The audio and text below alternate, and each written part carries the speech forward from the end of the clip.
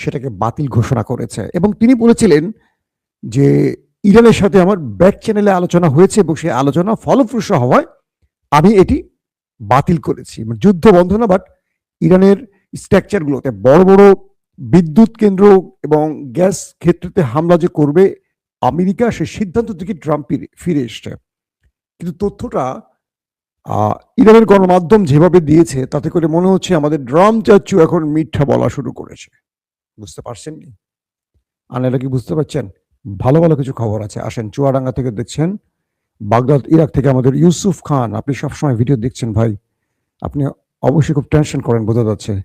চট্টগ্রাম থেকে রুবেল, চট্টগ্রাম ফিরোজ দেখছেন, পশ্চিমবঙ্গের দক্ষিণ কি পরগনা নাকি গাইবান্ধা থেকে, গাজীপুর থেকে। ওকে, আপনারা সবাই ঢুকছেন, তাহলে একটু বেশি করে ঢোকেন।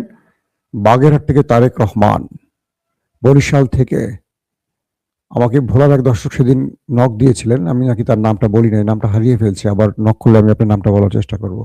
ভাসানচর থেকে, নায়াব আলী টাঙ্গাইল থেকে, ময়মনসিংহ থেকে, কাতার থেকে, ইরবিল ইরাকের ইরবিল, ইতালি থেকে, সৌদি আরব থেকে, মোহাম্মদপুর থেকে, চট্টগ্রামের আজিজ, রংপুর থেকে মুবাশশির, আমিনুল ইসলাম, চট্টগ্রাম, দিনাজপুর।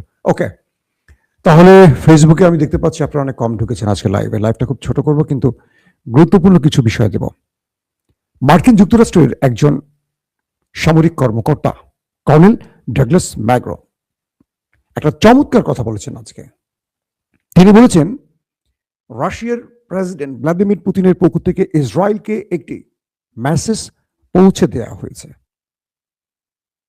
সেই মেসেজটি হলো, তুমি ইরানের সাথে যুদ্ধ করতে থাকো, বাট তুমি নিউক্লিয়ার ব্যবহারের চিন্তাও করবা না। আপনারা জানেন যে এই মুহূর্তে সেই দেশটির সামনে নিউক্লিয়ার ছাড়া আর কোনো পথ খোলা নেই। তার কারণটা হলো, ইরান তার আক্রমণের ধার এতটা কি বলবো তীক্ষ্ণ করেছে, বাড়িয়েছে, যে ওরা ওদের প্রতিরক্ষা ব্যবস্থা দিয়ে কিচ্ছু করতে পারছে না। ইরান যেখানে চাইছে সেখানেই আক্রমণ করতে পারছে। সবচেয়ে বড় চমকটি দিয়েছিল ডিমোনা। সেই ডিমোনাতে যে অ্যাটাক করেছে, সেই অ্যাটাকে পুরো লন্ডভন্ড করে ফেলেছে। ইরানের গণমাধ্যম বা আউটলেটগুলো বলছে প্রায় 1200 মানুষ প্রাণ হারিয়েছে এই আক্রমণে, যদিও সেই দেশটির পক্ষ থেকে বলা হয়েছে শতাধিক মানুষ আহত বা হতাহত হয়েছে। বিষয়টাকে কল্পনা করেন যে পিকচারগুলো আসছে গণমাধ্যমে, ডিমোনা আর্শ, তো সেখানে যে ব্যাপক আক্রমণ হয়েছে, মিসাইল বা ড্রোন অ্যাটাক হয়েছে, সেখানে আশপাশের ভবনগুলো কিছু নাই, পুরো ঝাঁঝরা করে ফেলা হয়েছে। তো সেই ভবনগুলোর মানুষগুলো কি বেঁচে আছে? সম্ভাবনা আছে। ইট পাথর যদি খসে খসে পড়ে যায়, মাটির মানুষ কোথায় গেল? হাসপাতালগুলোর দৃশ্য ভিন্ন রকম হয়ে গেছে, যে কারণে নেতানিয়াহু বলতে বাধ্য হয়েছেন তার জনগণকে শান্ত থাকতে বলেছেন এবং বলেছেন তাদের পাশে আছেন তিনি। বেন গাভির সবচেয়ে ডিফিকাল্ট ম্যান, তাদেরকে সেই দেশটির মানুষ বলেছে যে এই যুদ্ধটা তোমরা লাগিয়েছ, এই যুদ্ধটা অন্য কেউ লাগায় নাই, তুমি লাগিয়ে এখন তুমি আমাদের মেরে আমাদের শান্ত করছো। তো সেই ডিমোনার কথা বলছি, যেখানে 1200 মানুষ হারিয়ে গেছে, এমনটি বলা হচ্ছে ইরানের গণমাধ্যমে। তো ডাগলাস ম্যাকগ্রো তিনি বলছেন, সামরিক কর্মকর্তা, রাশিয়া ভ্লাদিমির পুতিনের পক্ষ থেকে যে বার্তা ওই দেশটিকে, নেতাকাকুর দেশটিকে দেয়া হয়েছে, সেখানে বলা হয়েছে তুমি যুদ্ধ করো, বাট ইরানের নিউক্লিয়ার অ্যাটাকের কোনো পরিকল্পনা যদি করে থাকো সাবধান। যদি তুমি এমন কোনো চিন্তা করে থাকো, কনফার্ম ধরে রাখো, রাশিয়া তোমার দেশে নিউক্লিয়ার অ্যাটাক চালাবে। দুটো প্রশ্ন আসতে পারে, রাশিয়া এই যুদ্ধে নামবে? রাশিয়া তো ইসরায়েলের ইস্যুতে খুব কোমল, সফট, যদিও তারা আমেরিকার পতন চায় ইরানের মাধ্যমে, তাই ইরানকে সাহায্য করছে, কিন্তু তারা ইসরায়েলের পতন চায় না। কিন্তু বিষয়টা আসলে কি হতে পারে? বিষয়টা হলো, এই যুদ্ধে যদি ইরান হেরে যাবে রাশিয়া, হেরে যাবে চীন। নিজের অস্তিত্বের জন্য এই দেশ দুটো এখন ইরানকে খুলে প্রকাশ্যে সাহায্য করতে হবে। যেমন ইরান বলে দিয়েছে, হরমুজ থেকে তোমরা যদি তেল নিতে চাও, চীনের কারেন্সিতে নিতে পারো, আপত্তি নেই, কিন্তু মার্কিন কারেন্সিতে, ডলারে কেউ তেল নিলে আমি ঢুকতে দেবো না, আমি পাওয়া মাত্র অ্যাটাক করব। এটা চীনের জন্য ভালো হলো না? আবার এই অ্যাটাকের কারণে সবচেয়ে বেশি তেল বিক্রি করছে কি এখন? রাশিয়া। তারা 6 বছরে যা বিক্রি করতে পারে না, তারা এই গত 1 মাসে সেটা বিক্রি করে ফেলবে। বিশাল অর্থনৈতিক লাভ রাশিয়ার। মাঝখান থেকে ধরা খেল কে? ড্রাম চাচ্ছ। তিনি পুরো গালফ কান্ট্রিকে অস্থিতিশীল করে ফেলছেন, হরমুজ দিয়ে বা তেল বন্ধ, গ্যাস বন্ধ, তার ব্যবসা বাণিজ্য ক্লোজ। তো এই পরিস্থিতিতে ভ্লাদিমির পুতিন ওই দেশটিকে বললো, নেতাকাকুর দেশটিকে বললো, তুমি ভুলেও কল্পনা করো না যে তুমি ইরানে নিউক্লিয়ার অ্যাটাক করবে। যদি তুমি এমন কোনো চিন্তা করো তাহলে রাশিয়া তোমার উপর অ্যাটাক করে বসবে। তার দুটো কারণ।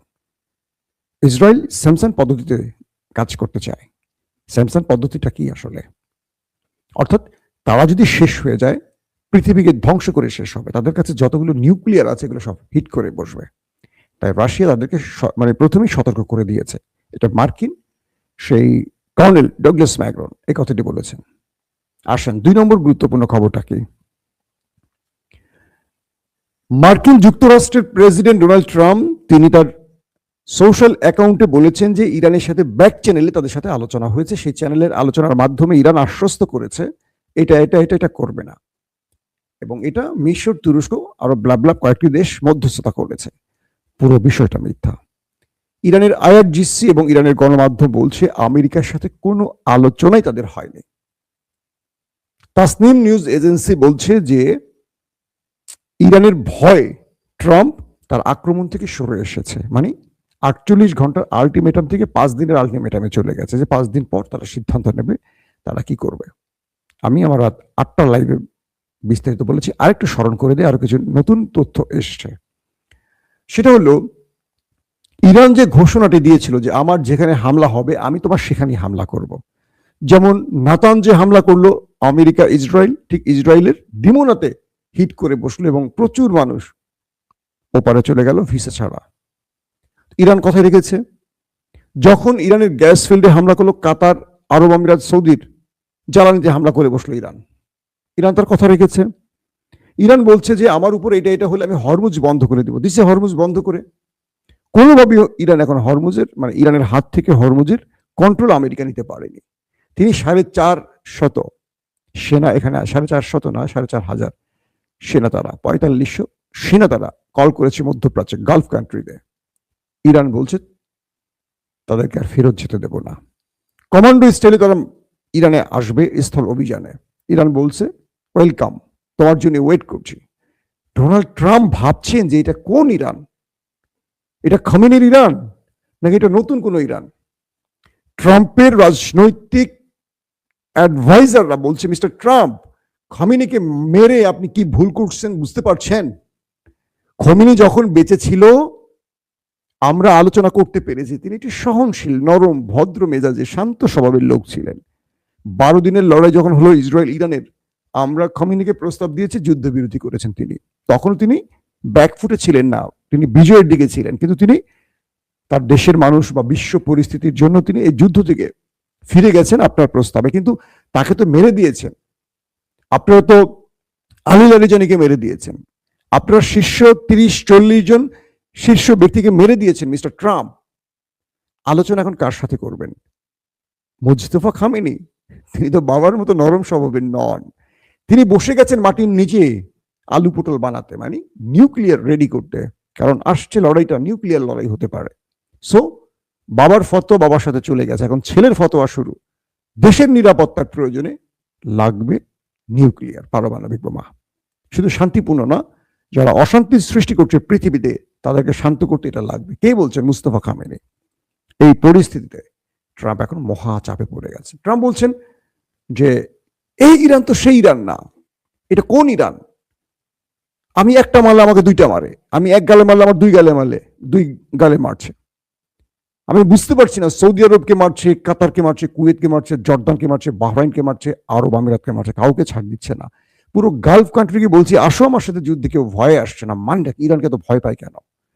এখন বলছেন ট্রাম্প, ওরে বাবা, ও তো ন্যাটো তো ভয় পায়, ইরানের ভয় ন্যাটো আমার সাথে আসলো না, ইউরোপীয় ইউনিয়ন আসলো না, জাপান আসলো না, দক্ষিণ কোরিয়া আসলো না, কেউ আসলো না। আমি সবাইকে ডাকলাম, সবাই আমাকে খালি হাতে ফিরিয়ে দিল।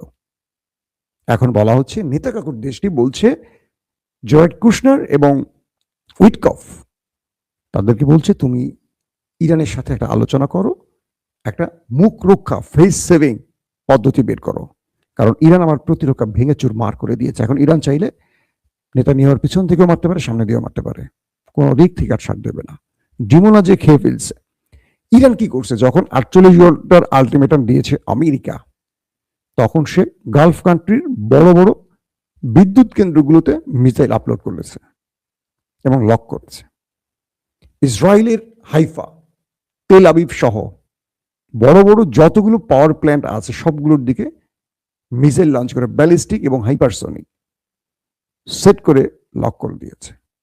মুস্তফা খামিনি বলে দিয়েছে, আমার দেশের গ্যাস এবং বিদ্যুতে আক্রমণ হওয়ার সঙ্গে ফিউ সেকেন্ড, কেউ 1 সেকেন্ডের জন্য ওয়েট করবে না, জাস্ট বুতামে চাপ দিবা।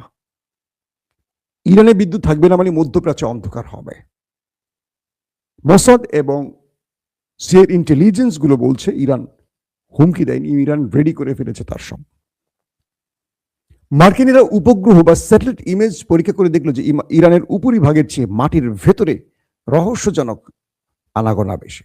অর্থাৎ ইরান তার এই মিসাইল গুলোকে মাটির উপরিভাগে রাখেনি যে আমেরিকা ইসরায়েল এসে সেই স্টোরেজে হিট করবে। কিছু হিট আজকে হয়েছে, ভালো কয়েকটা হিট হয়েছে, বাট ইরানের সংবেদনশীল কোনো স্থানে না।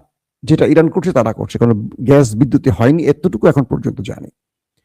মরুভূমির মধ্যে, পাহাড়ের মধ্যে, বিভিন্ন মানে গোপন গোপন জায়গায় ইরান তার ভয়ঙ্কর বিশাল আকৃতির মিসাইল গুলোকে সেট করে রেখেছে। যখন শত্রুর বুকে আছড়ে পড়বে, এটা মাটির ভেতরে মাটি ফেরে একটা বড় কূপের মতো খনন হয়ে যায়। অটোমেটিক উপর থেকে একটা দরজা বা পাত বা একটা গেট খুলে যায়, আস্তে করে সরে যায়, তখন মিসাইলগুলো সেখান থেকে উৎক্ষেপণ করা হয় শত্রু দেশকে টার্গেট করে।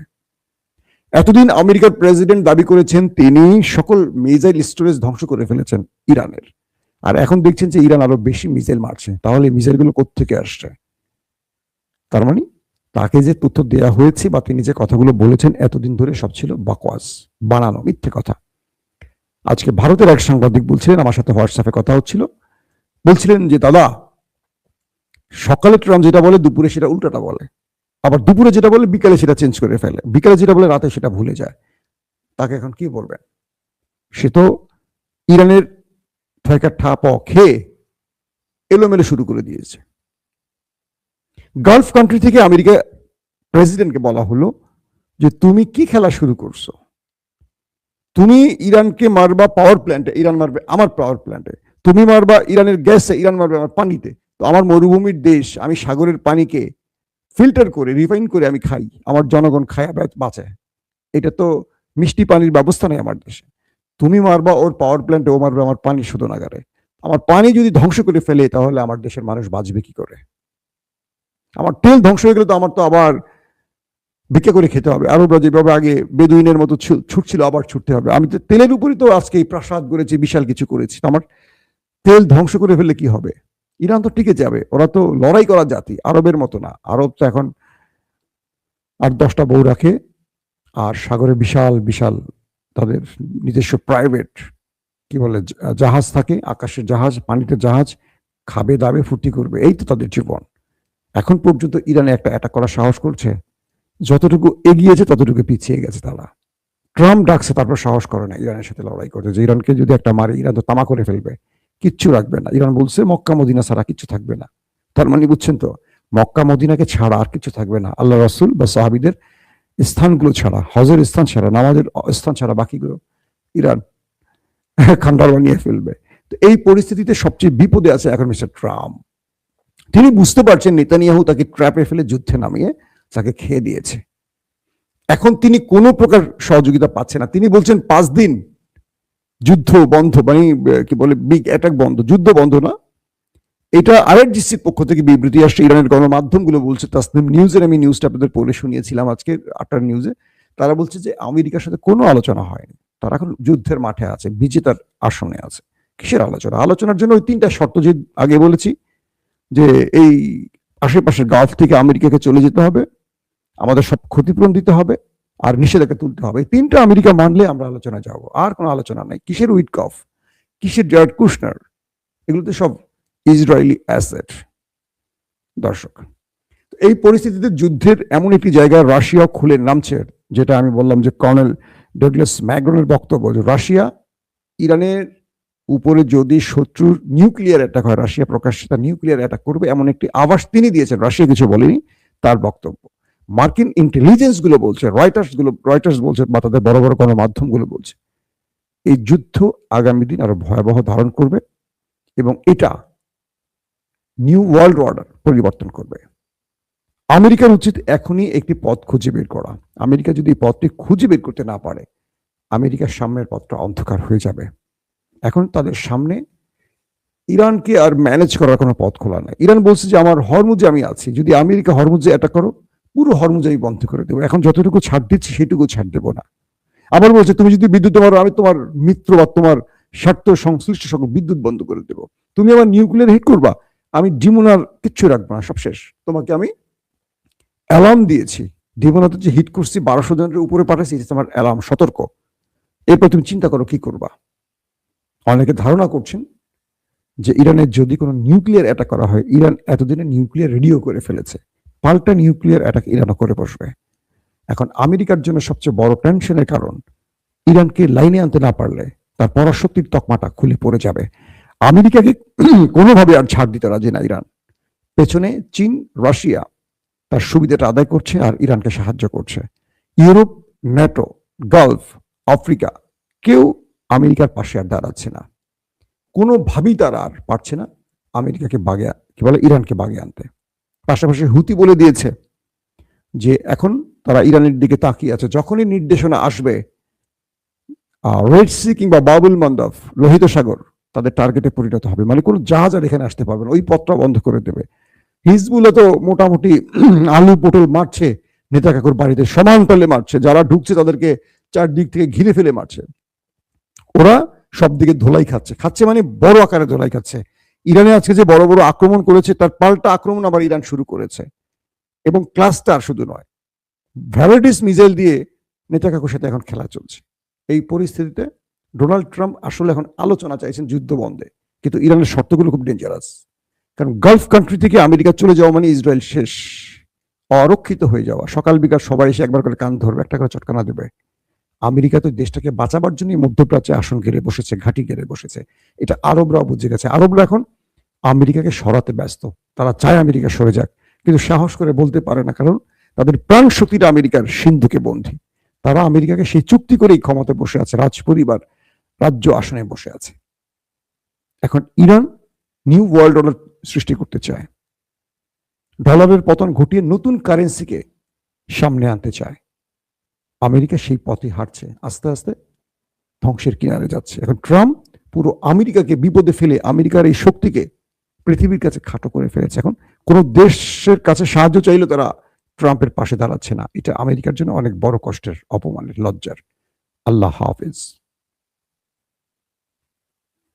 ওপেন দাইস মানে সত্যকে সত্য বলা, মিথ্যেকে মিথ্যে বলা। আমরা শোনা কথা নয়, চোখে যা দেখি তাই বলি।